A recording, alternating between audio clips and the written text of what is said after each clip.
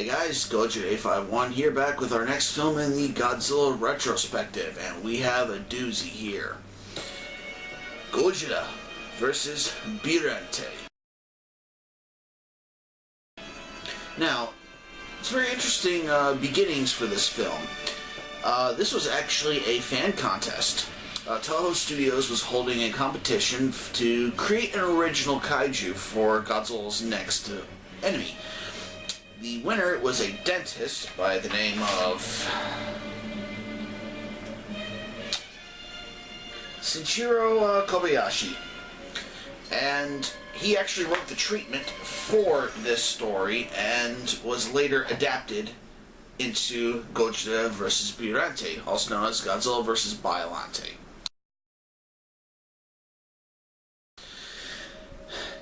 And it's a weird one, but is it a fun one?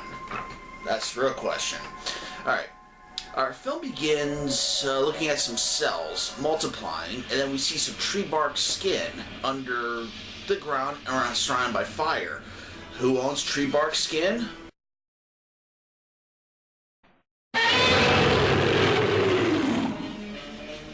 That's right, Godzilla. This film is a direct sequel to Godzilla 1985, and actually starts showing clips from Godzilla 1985 when he was attacking Tokyo.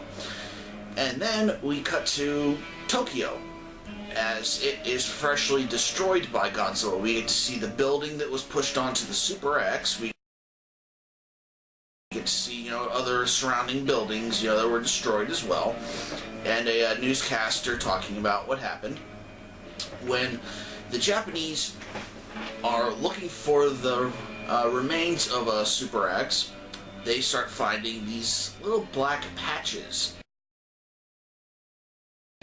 What are they? Godzilla cells. Yes, they found Godzilla cells. A little further over in the wreckage, we see this other team of soldiers actually taking their own Godzilla cells, being seen by the Japanese government. Come to see that these guys are actual, I don't know if terrorists is the word, but mercenaries. And they take the cells and they start running off with them, killing the pursuing Japanese soldiers, but then being taken out by a rival assassin slash mercenary. And he takes the cells and he boards a ship. He boards a ship going to this fictional land called Saradia.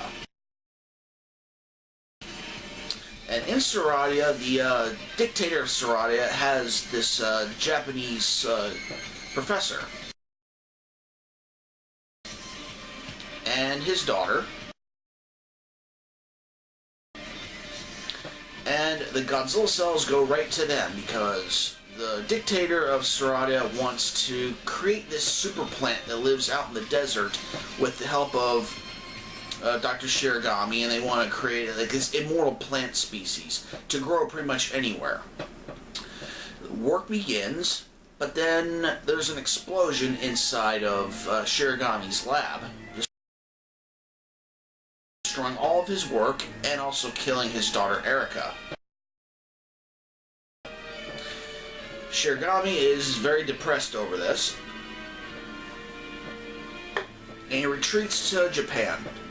5 years later, we get to meet two of our main other characters in this film. First is, and most of all, we have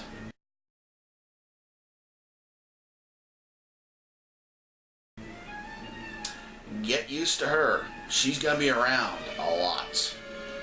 And in my opinion, she ties pretty much the entire Heisei series together.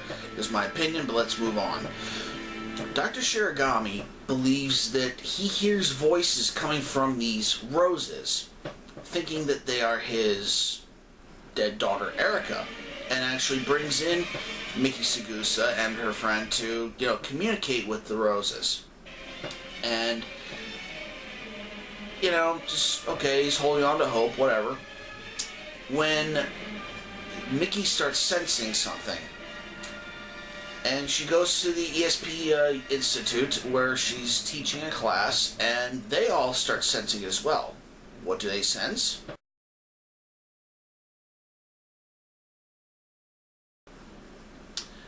They all have the same dream of Godzilla in the volcano. Okay. And Mickey, Mickey's friend goes to this new character, and he calls up his major buddy in the anti-Godzilla group, and they go to Mount Mihara, and Mickey actually senses Godzilla actually waking up inside of the volcano. Cut back to Dr. Shiragami, and there's this delivery truck looking at his lab, wondering what's he doing, when we see the hired mercenary from earlier, and he's looking on at the lab as well, looking up and seeing that these two guys are from this group called Biollante. They actually were a part of the first group from the beginning of the movie that he killed. And they're trying to figure out, where they can get more Godzilla cells, thinking that Shiragami has some, but he doesn't. So then, a plan is thought up, where we meet another doctor or professor in this film. And he has theorized that he can create this anti-nuclear energy bacteria. The only thing is that they need Godzilla cells. Why make this bacteria? Because it's able to soak up nuclear energy and it can be a deterrent against Godzilla and perhaps other nuclear tragedies all over the world. So they bring in Dr. Shiragami. He refuses at first, but then an earthquake hits from Mount Mihara and causes some of the roses to fall over and be damaged. So in fear of losing Erica, he agrees, but he wants to have the Godzilla cells at his house. Okay. And what does he do with them? He takes the plant cells from the rose and he mixes them with Godzilla cells.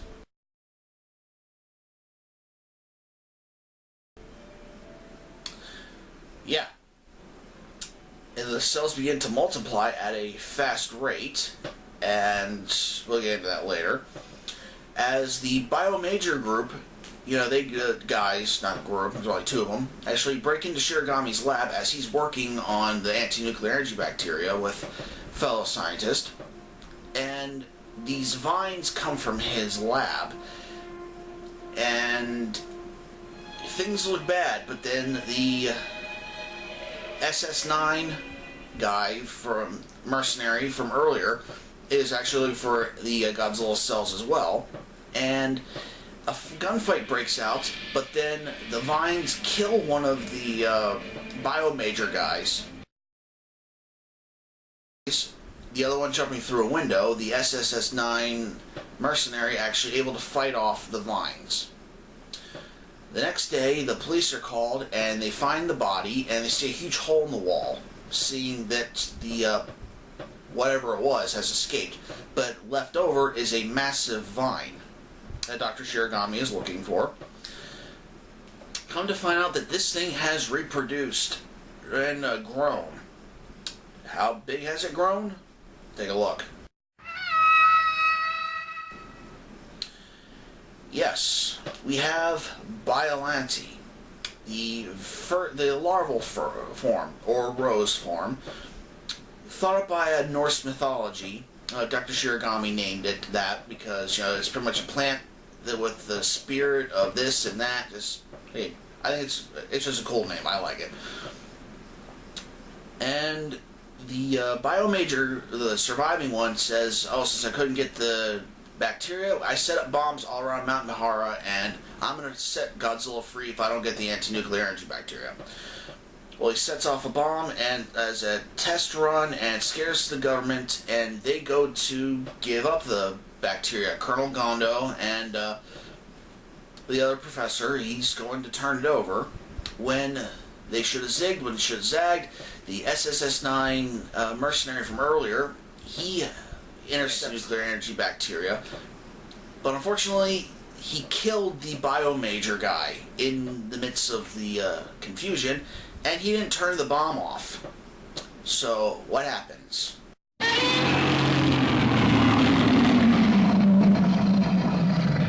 That's right. Godzilla walks out of Mount Mihara, roaring in glory that he has returned, and it is an awesome sight. One of his best reemergences in the Godzilla franchise. And he starts heading back towards Japan.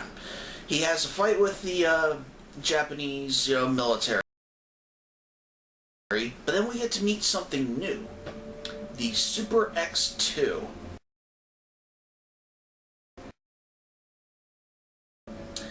This is an unmanned version of Super X, and has this very, not really peculiar, it's really, what's the word I'm looking for?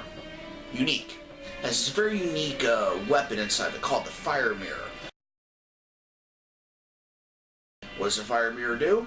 Well, whenever Godzilla breathes fire, it actually catches the the atomic breath, reverses it, and fires it back at Godzilla. This time it's 1,000 times more potent.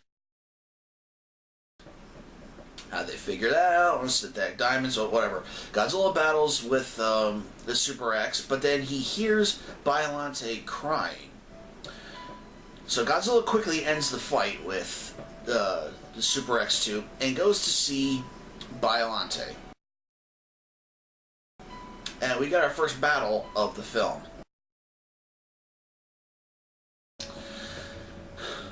The fight is back and forth, Biollante tying up Godzilla with her vines, but Godzilla proving to be too powerful and actually defeating Biollante. But in the fire, we see a new head for Biollante. It roars in anger, but then turns to pollen and floats up into the sky. Okay? So then Godzilla goes back out to sea to rest for a little bit, as the Japanese military believes that Godzilla is going to attack Tokyo. He actually pulls a swerve and goes to Osaka. On the way there, Miki Sagusa is, sensing Godzilla, actually following him as he sleeps, but the military doesn't really want to completely put all their faith in Miki Sagusa. Until they see when Godzilla rises from the ocean, and Miki Sagusa actually heads him off. That's right, she heads him off on a helicopter pad and uses her ESP. Stay with me. She uses her ESP, and she's able to communicate, negotiate, work with Godzilla, and have him, retreat for a little bit, giving the military time to get ready for the next attack. But Godzilla does go on land, and in Osaka. Meanwhile, the Japanese military is able to get back the anti-nuclear energy bacteria, and Colonel Gondo has a missile team. They set them up in little missiles and stuff, but okay. And they go to fight Godzilla. The Super X2 is actually badly damaged from the first encounter. Its fire mirror actually began melting. So no fire mirror. All it has is missiles and Gatling guns. And it's an entertaining fight with Godzilla and the Super X2, but it can't really do anything against Godzilla with, those kinds of weapons. So Godzilla destroys the Super X2.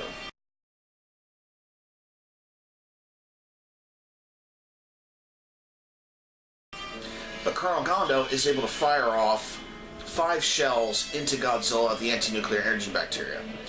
Coming to show a very new thing for the Godzilla franchise in the Heisei films is Godzilla's interaction with human beings. I wonder how this will go.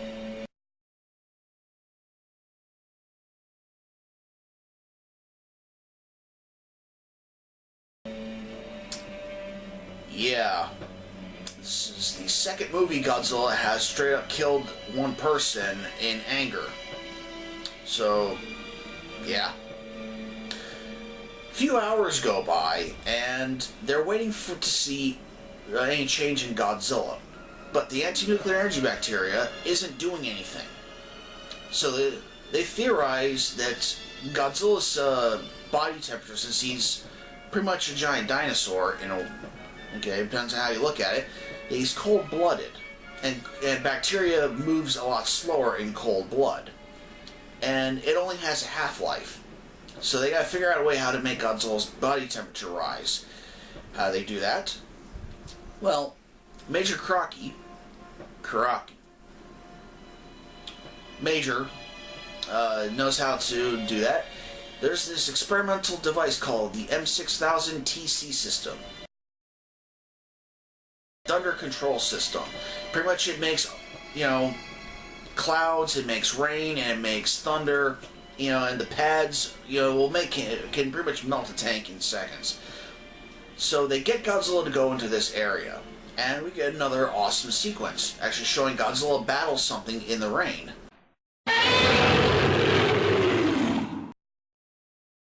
Something we haven't seen in years, since Godzilla vs. the Sea Monster, I think, and it doesn't really go very well for the Japanese military. Godzilla just destroys them, and the TC system doesn't really do anything.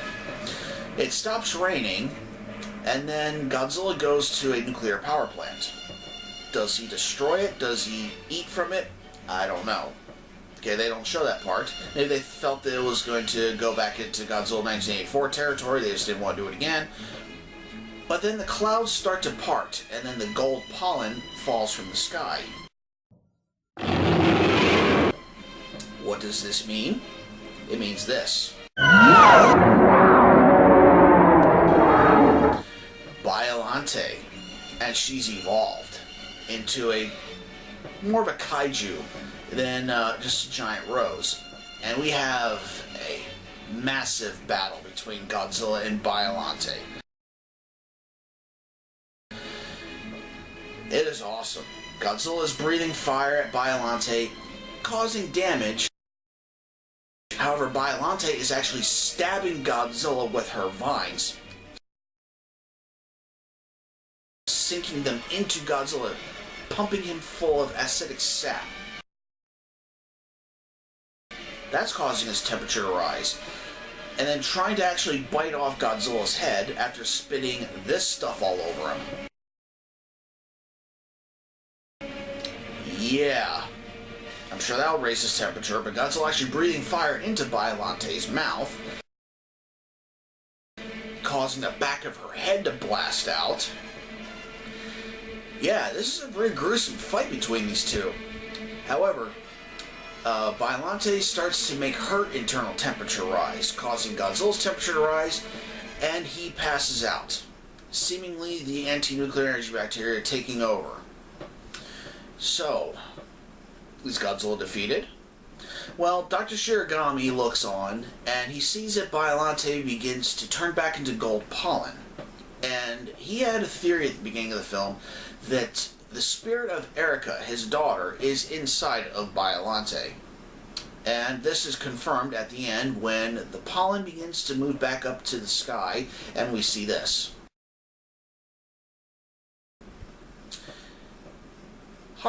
It's heartwarming. And just as we can get really happy, Dr. Shiragami is shot through the chest by the mercenary from Saradia. See, Saradia, they wanted the technology, the biochemistry, all that stuff for themselves. But since they couldn't get a hold of it, the dictator of Saradia said, make sure the Japanese government doesn't make any more of it, and I want Shiragami dead. And now he is. There's a chase. The mercenary / assassin now is actually killed by the TC system. Actually does something. And as everything seems to be wrapping up, this guy returns. Yes, Godzilla fell into the sea and actually cooled him off. So the anti-nuclear energy bacteria actually flushed through his system, and Godzilla travels out to sea, ending the film. As we look up into space, we see this. Biollante is now in orbit around the planet. Okay. So, that was Godzilla vs. Biollante. This is an ambitious film. They had a lot of plans for this film. They actually had some scenes that were actually going to be an anime for Godzilla battling with Biollante. They used some stop motion they wanted to use stop motion for some scenes where Godzilla was battling with Biollante, but they decided not to use them, which is kind of a bummer because they had a couple of really cool scenes like this one where Godzilla's actually battling the vines. You actually see more of Godzilla's body. It's just, makes you a what-if situation. And after the first battle with Godzilla and Biollante, Biollante goes up into the sky, and the field around Godzilla actually looks like this. Yeah, that would have been kind of trippy, but, there are a couple of interesting things that, could have made it into the film, but they didn't, but, What did I think about this movie altogether? Well, I have a strange relationship with this film. I saw this film in 1996, because apparently this film was very hard to come by. It aired on HBO one night, and I wasn't privy to HBO when I was younger, so I had no idea this film existed. Then came Trendmasters. Yes, Trendmasters, and they began making Godzilla figures. And one of the figures they made was Biollante. I'm like, what is this thing? Finally, the film, I was in Blockbuster, and I saw it, and I rented it, and this movie was something else. Characters are all good. I really enjoy everyone in this film. Miki Sagusa, played by Megumi Odaka, is my favorite character, and she will be my favorite character for the next few films. Godzilla. They gave him a pretty big makeover in this film. No longer going with the 84 suit, because rumor has it that suit was stolen. Yeah. And they remade Godzilla. He looks awesome in this. And, there's that. The first form of Biollante in her rose form, it's okay. Not really mobile, can't really do anything. If it wasn't for the vines, she just would have been, massacred. But then at the end of the film, we get the Kaiju Biollante, and it's just awesome. Massive suit, massive puppet, just the way how they move it around, it's just awesome. Soundtrack, great stuff. They had some of the original Godzilla music playing during this, but then they started using more electric guitars, using a little more rock, a little more pop, a little expanding the horizons, kind of like past films did, but this kind of felt that they needed to. They didn't interfere those scenes with Godzilla. It was only during the human interactions they were doing the, pop stuff. It was all the orchestral stuff whenever Godzilla and Biollante were on screen. Gripes with this film. Don't really have any. Once again, I recommend purchasing this copy of Godzilla vs. Biollante, because after the film and after the credits, they actually have the making of it. Yes, it is in Japanese. Yes, you can't understand it unless you speak Japanese, but hey, it's cool to see all the cool, interesting things that they had. This version that was released on Blu-ray is also really good. The picture is great. The sound is great. This version looks better, but this has a lot more bang for your buck. In this version, they actually show different concepts for Biollante, and, it's a great investment in both ways you look at it.